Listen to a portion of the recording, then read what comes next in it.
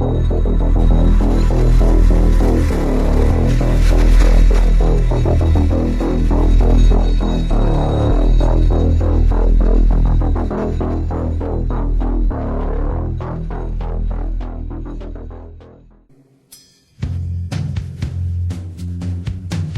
name is Nassime Saabs. If you read the writings of people like Barbara Marx Hubbard, one of the wealthiest women in the world, she ran for the Democrat nomination for the vice president in 1984, and you read her book, The Revelation, the book of co-creation, she talks about the necessity of killing a quarter of the population of the world, those who will not evolve to a higher level of consciousness. And as she says in her book, she said, that's not your job to do the killing, that's ours, for we are the riders of the pale horse death, referring to Revelation 6:8. David Foreman, who was one of the founders of Earth First, financed by the great foundations and by people of great wealth, talked about getting the world population down to 100 million. All they need is enough people to serve them and their desires. These are the elitists. They have a different worldview. Do you really want to have them controlling your destiny and the destiny of your family?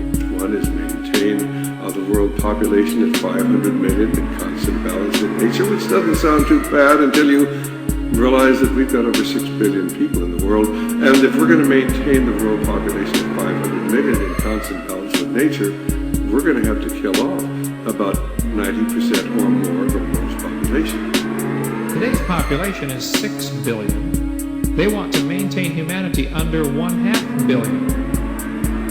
Looks like a lot of people got to die for their plan to work, which is, by the way, the plan. Jacques Cousteau said we'd have to eliminate 350,000 people a day.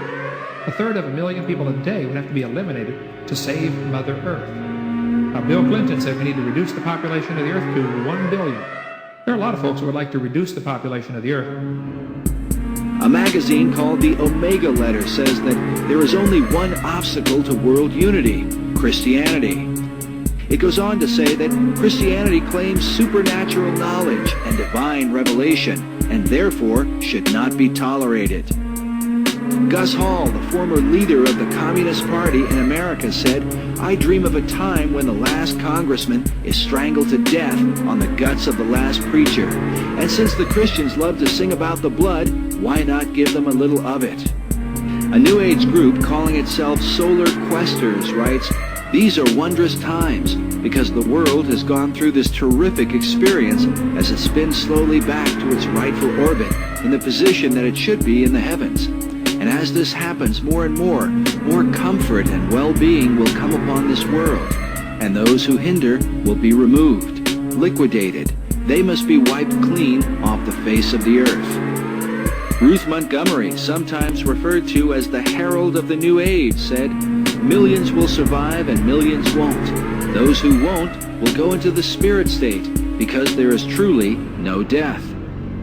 The authors of a New Age pamphlet titled Cosmic Countdown claim to have received messages from a higher intelligence.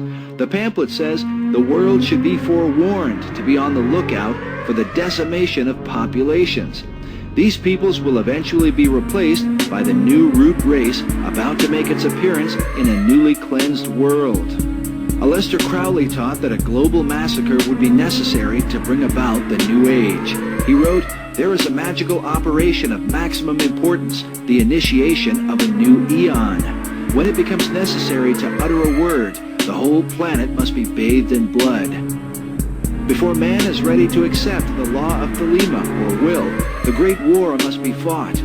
This bloody sacrifice is the critical point of the world ceremony of the crowned and conquering child as Lord of the Eon." We have before us the opportunity to forge for ourselves and for future generations a new world order, a world where the rule of law, not the law of the jungle, governs the conduct of nations. When we are successful, and we will be, we have a real chance at this new world order, an order in which a credible United Nations can use its peacekeeping role to fulfill the promise and vision of the UN's founders. Fire, night, dark signs, lightning ignites the skies, blinds the eyes, whips flesh, frightening, the roads scroll, vision